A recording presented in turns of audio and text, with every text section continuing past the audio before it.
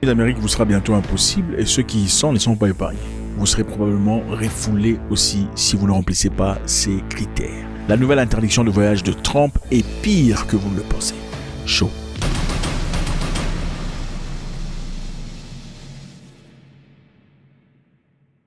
Alors, selon un rapport, le président Donald Trump semble avoir étendu la portée de l'interdiction des voyagers mise en place sur son premier mandat. De le premier mandat, il a établi des interdictions, mais cette fois-ci, il va étendre ça à 43 pays. Donc, plusieurs pays, les amis, ne pourront malheureusement plus partir aux États-Unis. Et ça ne se limite pas là. Même ceux qui vivent aux États-Unis, qui ne remplissent pas certains critères ou qui disent certaines histoires, c'est la partie qui est pire. Certaines histoires qui sortent de votre bouche peuvent vous avoir déporté. On va essayer de voir ça tout à l'heure. Avant son arrivée au pouvoir, Trump a fait des promesses. Bien qu'il n'ait pas réintroduit l'interdiction de voyager dès le premier jour de son second mandat, comme il avait promis, il a publié un décret le 20 janvier, les amis, ordonnant aux membres de son cabinet de dresser dans un délai de 60 jours une liste de pays qui devaient être soumis à des restrictions de voyage totales ou partielles en raison de manque flagrant d'informations sur le contrôle de vérification. Manque flagrant d'informations sur le contrôle de vérification. Mon cher, Trump vient d'établir une liste, mais à 3 sections. Les sections sont les suivantes: la rouge, l'orange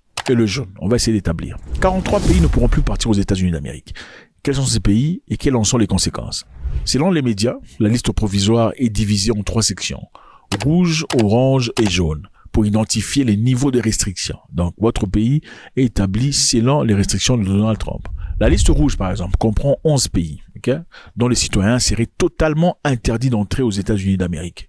On a ici donc l'Afghanistan, le Bhoutan, Cuba, l'Iran, la Libye, la Corée du Nord, la Somalie, le Soudan, la Syrie, le Venezuela et le Yémen. Ce qui est intéressant ici à retenir, c'est quoi? L'Afghanistan sera interdit totalement d'entrer aux États-Unis. Mais rappelez-vous, il y a quelque temps, les Afghans, il y a eu beaucoup d'Afghans qui ont travaillé avec les forces américaines pour combattre contre les talibans. Et à ces personnes-là, on avait promis une certaine protection.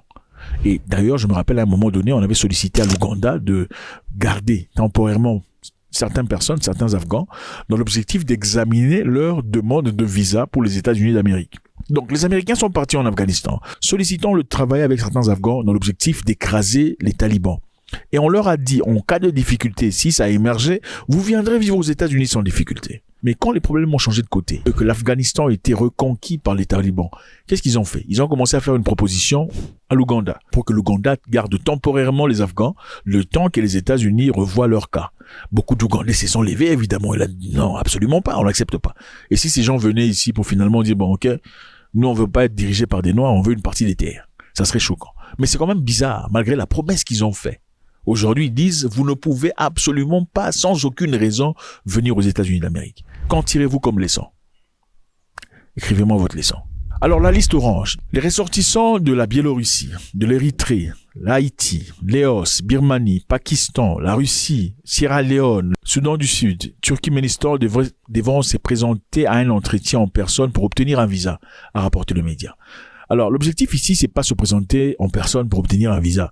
L'objectif est de scruter méticuleusement chaque individu de ces pays qui demande un visa pour les États-Unis d'Amérique. La liste jaune, la liste jaune aujourd'hui, à la liste jaune, on donne 60 jours pour corriger les lacunes à vos pays. C'est-à-dire, vos pays doivent modifier leur législation sous peine de restriction. Qu'est-ce que ça veut dire? Modifier votre législation sous peine de restriction. Si vous ne modifiez pas vos législations, vous serez soumis aux restrictions.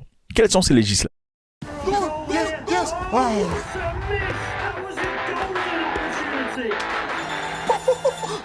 Il faudrait que votre politique internationale s'aligne à la politique américaine.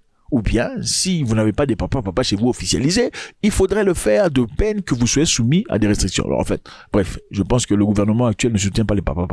Ceux-là seront épargnés. En d'autres termes, si vous ne soutenez pas la politique étrangère américaine, vous serez soumis à des restrictions. Alors, qu'est-ce qui se passe vraiment, les amis? Le 20 janvier 2025, le président Donald Trump a signé le décret 1416-1, intitulé « Protection des États-Unis contre des terroristes étrangers et autres menaces à la sécurité nationale et la sûreté publique ». Donc, contre les terroristes étrangers, on vous considère comme des terroristes, des gens qui sont la menace à la sécurité nationale et à la sûreté publique. Ce décret vise à renforcer les procédures de contrôle, de vérification des ressortissants étrangers entrant ou résidant aux États-Unis. Écoutez, entrant ou résidant, écrivez ça. Écrivez ça comme le dit mon aîné Franklin Nyamsi. Le décret vise à renforcer la procédure de contrôle, des vérifications des ressortissants étrangers entrant ou résidant aux États-Unis. Donc ceux qui résident ne sont pas épargnés. Afin d'empêcher l'entrée sur le territoire des personnes susceptibles de constituer une menace pour la sécurité nationale. Les amis, ce qui rend cette histoire très dangereuse, c'est quoi? Ce n'est pas seulement ceux à qui on refuse l'entrée. Ok? Il y a aussi ceux qui résident légalement de manière permanente aux États-Unis qui sont sujets à ce nouveau décret. C'est-à-dire, on fera une double vérification des Africains qui vivent de manière permanente aux États-Unis.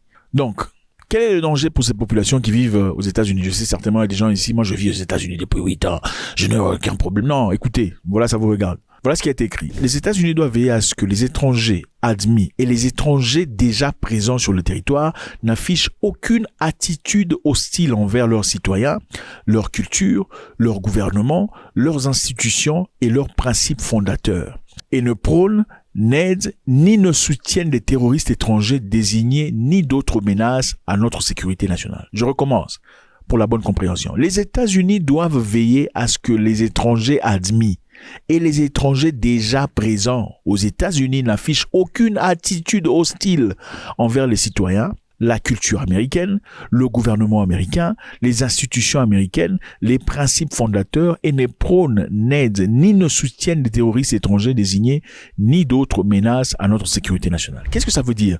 En français simple. C'est-à-dire, un étudiant étranger protestant vivant déjà aux États-Unis contre le génocide, par exemple, palestinien, sera expulsé des États-Unis parce que sa position, évidemment, affiche une attitude hostile, pourrait-il juger, à l'égard de la culture américaine, du gouvernement américain ou des institutions.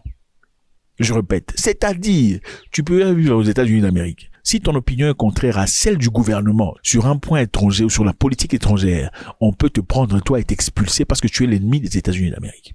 Si par exemple, en d'autres termes, tu t'élevais disant les taxes ou les tarifs qu'on a placés sur le Canada et le Mexique sont inacceptables, on pourrait te considérer comme une personne ayant des attitudes hostiles contre les citoyens, contre la culture, contre le gouvernement, contre les institutions ou les principes fondateurs américains. C'est ça. Comme vous le voyez évidemment les amis, l'objectif de cette histoire ce n'est pas de garder les gens hors des États-Unis, c'est de filtrer même ceux qui sont déjà à l'intérieur. Si votre mentalité ne va pas en accord. Je vous rappelle il y a quelques jours ici, l'ambassadeur sud-africain a été renvoyé et expulsé des États-Unis d'Amérique pour avoir eu une opinion. Écoutez, un ambassadeur expulsé pour avoir dit que la pression que les États-Unis appliquent sur les gens, à l'occurrence l'Afrique du Sud, c'est une pression complètement suprémaciste. That I think what Donald Trump is launching. Je pense que Donald Trump lance une attaque contre les titulaires, ceux qui sont au pouvoir, en mobilisant un suprémacisme contre eux, sur le plan national.